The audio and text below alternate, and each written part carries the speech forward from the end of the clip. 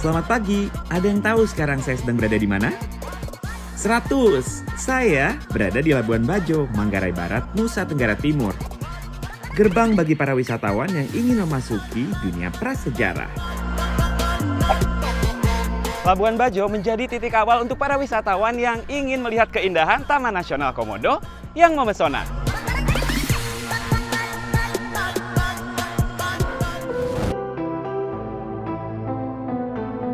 Yap, dan itulah agenda saya hari ini mengintip pesona Kepulauan Komodo. Banyak pilihan jenis kapal yang bisa kita gunakan untuk menjelajahi kepulauan ini. Kali ini saya akan mencoba kapal Bugis kebanggaan Indonesia yang telah diakui UNESCO sebagai warisan budaya tak benda, yaitu kapal pinisi. Mengarungi Laut Komodo biasanya lebih dari 1 hari, karena itu kapal dibuat senyaman mungkin. Lengkap dengan ruang santai, kamar tidur yang cozy abis, dan kamar mandi yang bersih. Memesona ya? Kerennya lagi, kapal ini dibuat di Kabupaten Bulukumba, Sulawesi Selatan. Wah, jadi makin bangga buatan Indonesia. Tujuan pertama tentu melihat sang naga purba di habitatnya. Saya pun mendarat di Pulau Komodo. Komodo merupakan kadal terbesar di dunia. Beratnya bisa mencapai 165 kg dan panjangnya bisa mencapai 3 meter. Ukuran komodo jantan lebih besar dari komodo betina. Lidahnya kerap dijulurkan guna melacak mangsa. Ia dapat mendeteksi bangkai atau hewan sekarat dari jarak 10 km. Wah, benar-benar cocok ditasbihkan sebagai predator puncak. Oke, saatnya kembali berlayar. Jam makan siang datang. Makanan yang telah disiapkan oleh awak kapal pun membanjiri meja makan. Makan siang biasanya telah masuk dalam menu paket tur Komodo. Wah, menu makanannya membuat saya tak bisa berkata apa-apa. Air liur pun terbit melihat para seafood ini. Protein dari lautan memang melimpah di Labuan Bajo. Semua sensor indera seakan dimanjakan. Panorama laut penuh pesona bagi indera penglihat. Harmonisasi rempah bagi indera pengecap. Aroma sajian bagi sensor penciuman. Dan deburan ombak yang selalu membuat rindu bagi indera pendengar. Tak terasa kami pun tiba di tujuan berikutnya, Pulau Padar. Pulau ini menjadi favorit para wisatawan karena pemandangannya yang sangat memesona. Eits, tapi harus menaklukkan ratusan anak tangga dulu ya. Pulau Padar ditutup pada pukul 10 siang hingga 3 sore. Karena pada jam ini matahari sedang teriknya. Dikhawatirkan wisatawan dapat terkena heat stroke bila trekking pada jam tersebut. Lalu ditutup kembali pada pukul 6 sore. Selain sudah gelap, pada sore hari, hewan-hewan nokturnal mulai keluar dari persembunyiannya. Contohnya, ular.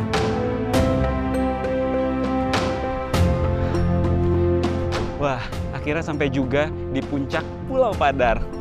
Indah sekali. Pemandangan yang memesona seperti ini cuma ada di Indonesia aja.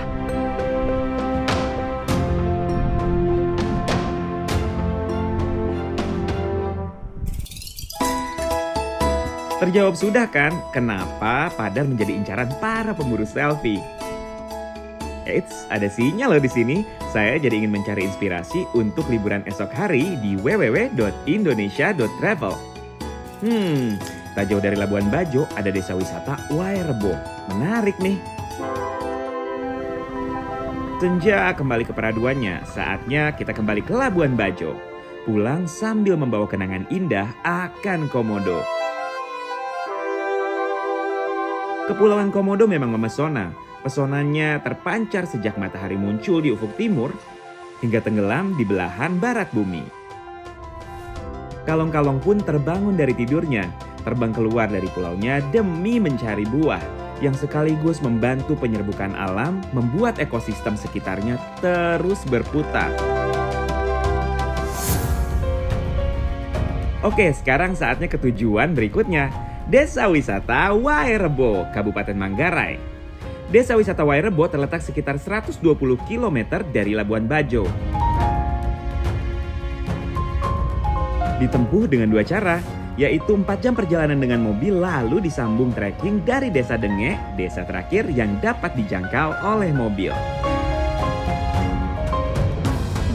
Saya pun tiba di Desa Denge. Saatnya trekking 5 km nih guys. Tapi tunggu dulu. Di titik start ada air terjun kecil yang sangat memesona. Asri banget. Terdapat formasi batuan alami dan latar belakang tanaman hijau yang rimbun. Cuci muka dulu sebelum memulai trekking biar segar. Oke, yuk kita trekking. Konturnya yang menanjak menantang di setiap langkah kaki. Untungnya ada tenaga porter yang ditawarkan di Desa Denge.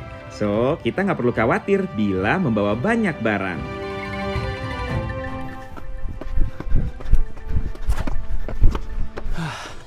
Akhirnya sampai juga nih di pos 2. Ini pemandangannya sebenarnya kalau nggak ada kabut sih lumayan bagus ya, kelihatan bukit-bukit. Tapi karena ada kabut jadi putih semua. Nanti katanya setelah pos 2 ini udah nggak terlalu menanjak lagi. Udah tinggal turunan aja. Ini kayaknya istirahat dulu di sini, cocok ya.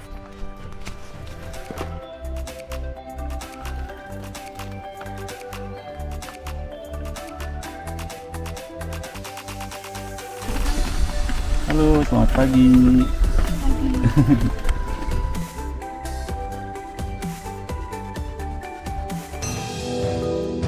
Untungnya alam di kanan kiri saya begitu memesona. Dengan memandangnya saja dapat meleburkan rasa lelah. Oksigen hasil fotosintesis membanjiri relung paru, seakan mencuci polusi perkotaan.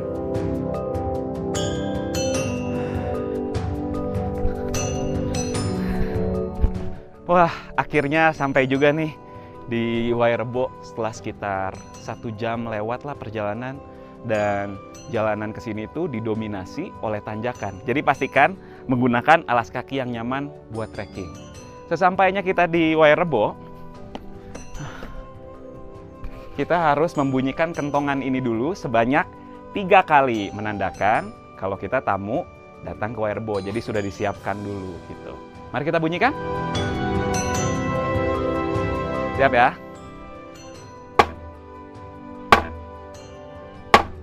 Tiga kali.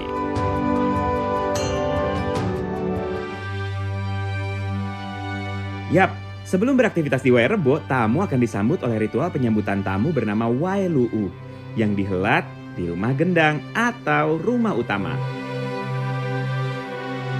Ketika Wailu'u, ketua adat akan memberikan berkat agar tamu terhindar dari mara bahaya, sekaligus sebagai bentuk permintaan izin kepada para leluhur.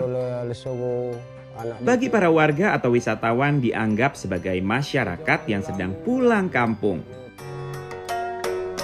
Terdapat 7 rumah adat Baruniang yang mengelilingi Compang sebagai pusatnya. Compang adalah altar untuk memuja Tuhan dan leluhur. Jumlah Baruniang selalu 7, sebagai penghormatan terhadap 7 arah mata angin yang berasal dari puncak gunung yang mengelilinginya. Baruniang diibaratkan sebagai ibu yang mengayomi, melindungi dan senantiasa memberikan rasa aman. Konstruksi Baruniang tak menggunakan paku satupun. Sebagai gantinya digunakan rotan sebagai pengikat antar unsur bangunan. Atapnya dibuat dari daun lontar, berkombinasikan ijuk. Bentuknya yang kerucut melambangkan persatuan dan perlindungan.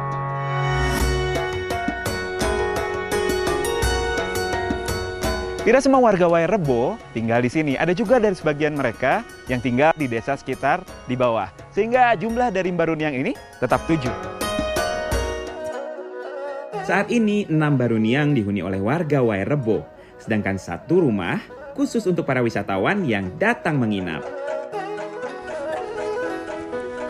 Nah, Baruniang yang ini ditujukan untuk wisatawan yang datang ke Wairebo untuk menginap. Jadi semacam homestay atau penginapan. Yuk kita masuk.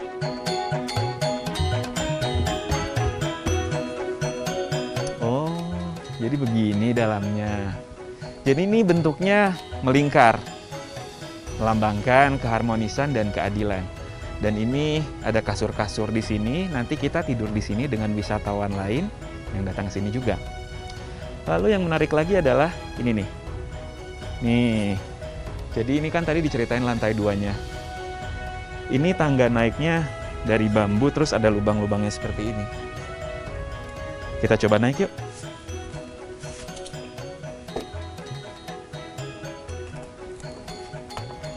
Oh, jadi seperti ini lantai 2-nya. Bahwa biasanya di lantai 2 ini untuk penyimpanan bahan makanan. Nah, kalau yang lantai 3 yang seperti ini biasanya digunakan untuk penyimpanan benih. Begitupun yang lantai 4 untuk bahan makanan lainnya. Dan yang lantai 5 itu biasanya digunakan untuk menyimpan saja. Menarik ya?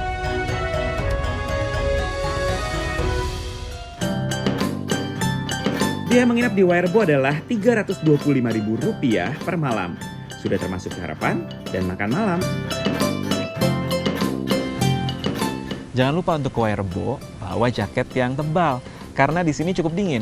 Ini di ketinggian 1100 mdpl. Terus juga listrik baru ada dari mulai jam 6 sore sampai jam 10 malam saja. Tapi tenang aja, karena seharian kamu tetap bisa menggunakan smartphone kamu untuk foto-foto walaupun nggak ada sinyal.